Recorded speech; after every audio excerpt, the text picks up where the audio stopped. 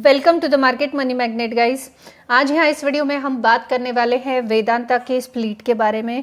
वेदांता ये स्प्लिट क्यों कर रहा है, वेदांता के इस स्प्लिट के बाद जो शेयर होल्डर से इनको क्या बेनिफिट मिलेगा, ये स्प्लिट है कैसा और हम इसके स्प्लिट का टाइमिंग क्या हो सकता है, साथ ही साथ जो शेयर होल्डर से इन पर इस स्प्लिट का क्या इम्पैक्ट देखने को मिलेगा और ये स्प्लिट का रिकॉर्ड डेट या एक्स डेट कब का हो सकता है, ये सारी डिटेल हम वेदांता की आज इस वीडियो में कवर करने वाले हैं। So stay tune. सबसे पहले what is the Vedanta split या डीमर्जर वेदांता का स्प्लिट का है क्या। ये तो हम जानते हैं कि वेदांता जो है एक मेजर इंडियन नेचुरल रिसोर्सेस है मेटल का, और वो भी कंबाइन है बहुत सारे बिजनेसेस का स्ट्रक्चर एक ही छत के नीचे हमें देखने को मिलता है। एक डाइवर्सिफाइंग ऑपरेशन हमें यहाँ पे देखने को वेदांता कंपनी में, लिस्टेड कंपनी में देखने को मिलता है। तो जो गोल है अनलॉक करना शेयर होल्डर्स के वैल्यू को, और जो स्ट्रैटेजी और फोकस्ड है वो इम्प्रूव करना है कैपिटल एलोकेशन को, सिमिलर के ग्लोबल रिसोर्सेज जो है वो भी यहाँ पे डाइवर्सिफाई होते हुए हमें देखने को मिलेंगे थ्रू दिस स्प्लिट और अ डीमर्जर।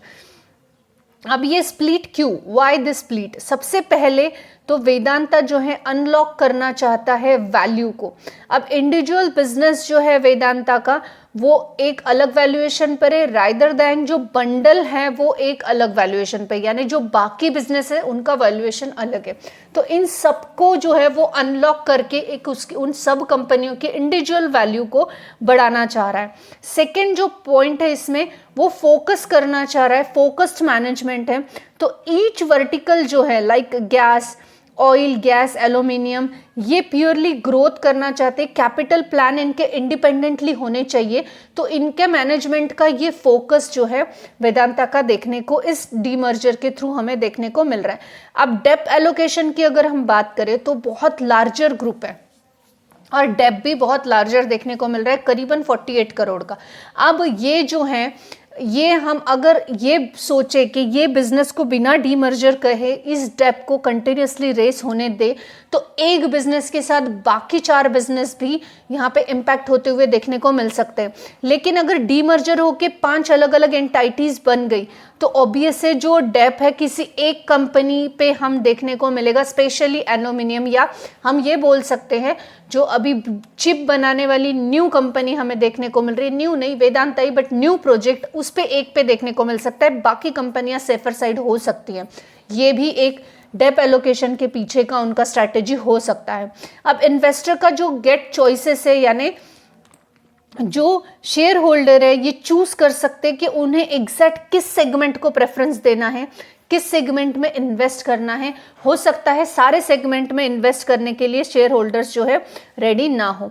अब ये स्प्लिट एग्जैक्टली दिखेगा कैसे, एग्जैक्टली होगा क्या। तो एनक्लैड जो है इन्होंने अप्रूव किया हुआ है 5 लिस्टेड एंटाइटीज को, ये वेदांता को मिलाकर और 4 लिस्टेड एंटाइटीज जो है ये हमें अप्रूव होते हुए एनक्लैड के थ्रू दिसंबर एंड 2025 में ही देखने को मिला था। नेशनल कंपनी लॉ ट्रिब्यूनल यानी एनक्लैड। अब ये एक लीगल अप्रूवल है स्प्लिट का, जो कि वेदांता की 5 लिस्टेड कंपनी अब हमें देखने को मिलेगी। अब यहाँ पे स्ट्रक्चर कैसा हो सकता है, यानी स्प्लिट तो हो रहा है बट एग्जैक्ट स्ट्रक्चर क्या होगा। सबसे पहले तो वेदांता लिमिटेड जो कि पेरेंट कंपनी है, housing base metal including Hindustan zinc का सबसे बड़ा पोर्शन हमें देखने को मिलता है हिंदुस्तान जिंक में। अब यहाँ पे जो है ये एक नया बिजनेस होगा, ये एक इंडिविजुअल कंपनी देखने को मिलेगी। अब इसमें से डीमर्जर होकर हमें वेदांता एल्यूमिनियम एक अलग से देखने को मिलेगी जो कि डेडिकेटेड एल्यूमिनियम असेट्स पर है, यानी अगर कोई स्पेसिफिकली सिर्फ एल्यूमिनियम में इन्वेस्ट करना चाहता है तो उनके लिए बेस्ट ऑप्शन हो सकता है ये। अब इसके अलावा वेदांता ऑयल एंड गैस हमें एक कंपनी देखने को मिलेगी लिस्टेड, वो भी। फिर वेदांता पावर एक कंपनी देखने को मिलेगी जो कि पावर जनरेशन बिजनेस में इन्वॉल्व हमें देखने को मिलती है।